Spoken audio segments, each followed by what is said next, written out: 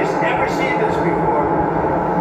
So it's unsustainable for us to allow China to have surpluses of $1 trillion. We will be taking in over $1 trillion over the next short period of time with the tariffs that I've already instituted. They're already in place. Now, what's going to happen with the market, I can't tell you, but I can tell you our country has gotten a lot stronger. And eventually, it'll be a country like no other. It'll be the most dominant country economically in the world, which is what it should be. Is there a Trump put though, or is there pain in the market at some point you're unwilling to tolerate this idea of a Trump put? Is there a threshold? I think your question is so stupid. I think it's I don't want anything to go down, but sometimes you have to take medicine to fix something. And we have such a horrible, we have been treated so badly by other countries because we had stupid leadership that allowed this to happen. They took our businesses, they took our money, they took our jobs, they moved it to Mexico, they moved it to Canada, they moved a lot of it to China, and it's not sustainable. We're not going to do it. Now we have hundreds of billions of dollars is pouring into our country on a monthly basis. It's pouring, it's already started because I put tariffs on. And eventually it's going to straighten out and our country will be solid and strong again.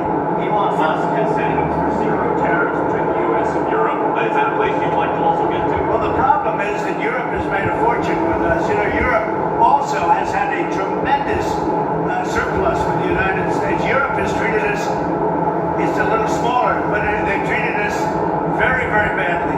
China has, but Europe has also. Europe has been very, very bad to us. Europe has taken our leaders for a ride. They don't take our cars.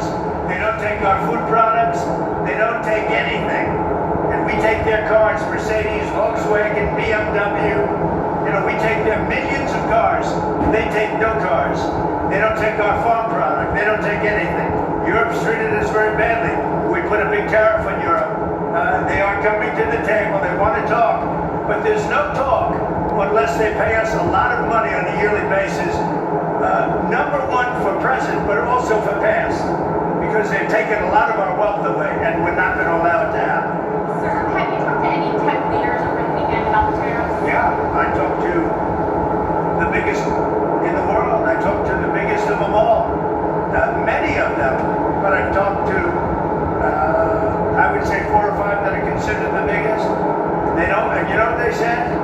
We don't blame you. Who did you talk to? I don't want to say. I'll put it out. I may give it to you.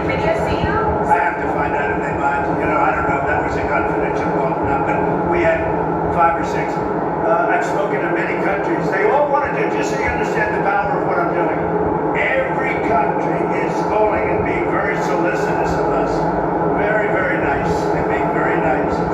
And we have to be able to justify this is not sustainable. The United States can't lose $1.9 trillion on trade.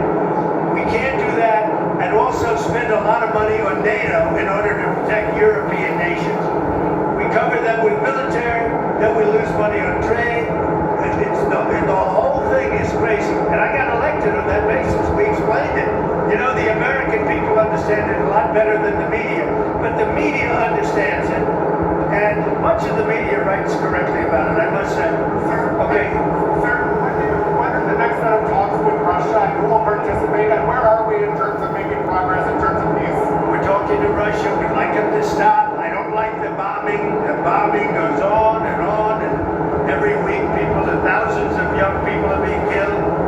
And it's a horrible thing that should have never started, would have never started if I were president, 100%. On the tariffs, is it a negotiation now? Bloomberg, sir. Is it a negotiation or rules of the road? Go ahead, another question, please.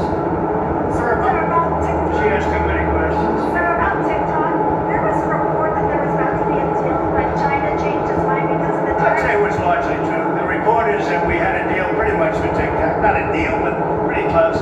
And then China changed the deal because of tariffs. If I gave a little cut in tariffs, they'd approve that deal in 15 minutes. Which shows you the power of tariffs, right? President, former New Hampshire Governor Chris Sununu is saying that he'll win the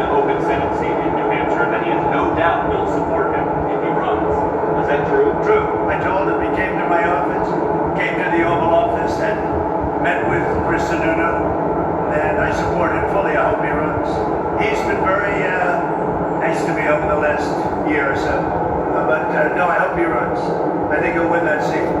Sir, when we get into late summer, early fall, and people are doing their back-to-school shopping, do you think they'll have inflation to worry about at that point?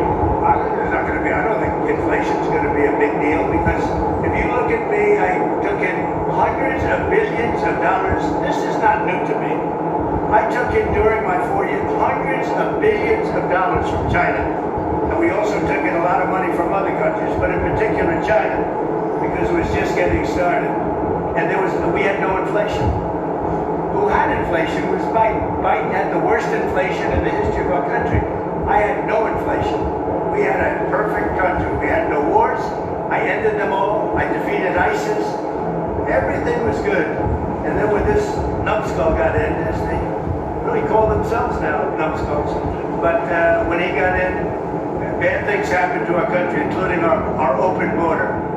And now we're doing very well with, we have the best numbers on the border that we've ever had. Speaking of the border, have you talked to Attorney General Pam Bondi recently about the cases going on with the deportations? Yeah, sure. It's really sad when you think that Biden allowed millions of people to come in, and if they find one, now I will tell you, the one, somebody said he's a member of MS-13, not Tren de Aragua. He's a member of MS-13, and therefore he should immediately be brought back. Well, MS-13 is just as bad as Tren de Aragua. So they say, oh, we made a mistake because he's not with them, he's with MS-13. Bring him back, bring him back.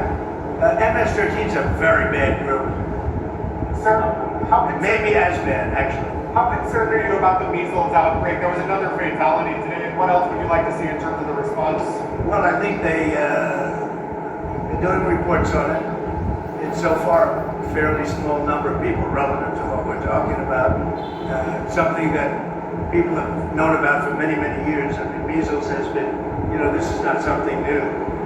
And we'll see what happens. But certainly, if it progresses, we'll have to take action very strongly. El Salvador's president said on X that he'd been invited to the White House on April 14th for a working visit to discuss Tren de Aragua and MS-13 and other ways we can support each other in the U.S. and Venezuela.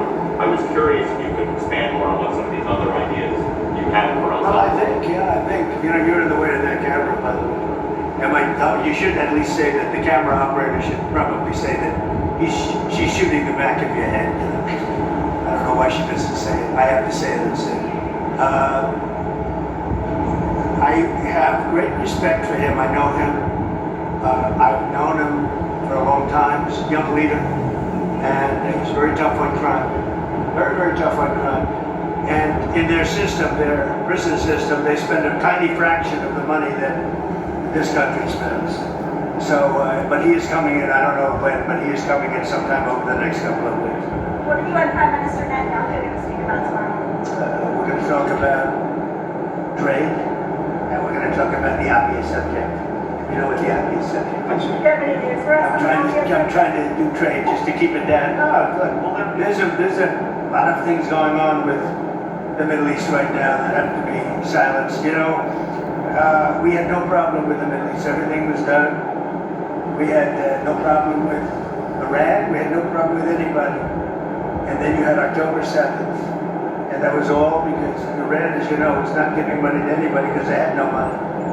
Now they have a lot of money. So we'll see what happens. El Salvador, the president there said he would be willing to take American citizens in the federal prison population. Is that one of the ideas that we Well, I love that. If we could take some of our 20-time wise guys that push people into subways and that hit people over the back of the head and that purposely run people over in cars, if you would take them, I'd be honored to give. I don't know what the law says on that, but I can't imagine the law would say anything different. If they can house these horrible criminals for a lot less money than it costs us, I'm all for it. But I'd only do according to the law. But I have suggested that, why should it stop just at people that cross the border illegally?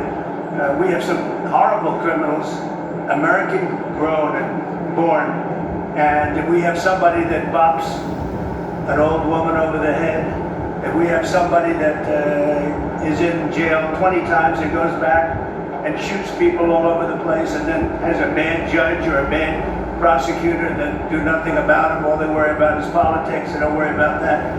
I think if we could get El Salvador or somebody, but to take them, I'd be very happy with it. But I have to see what the law says.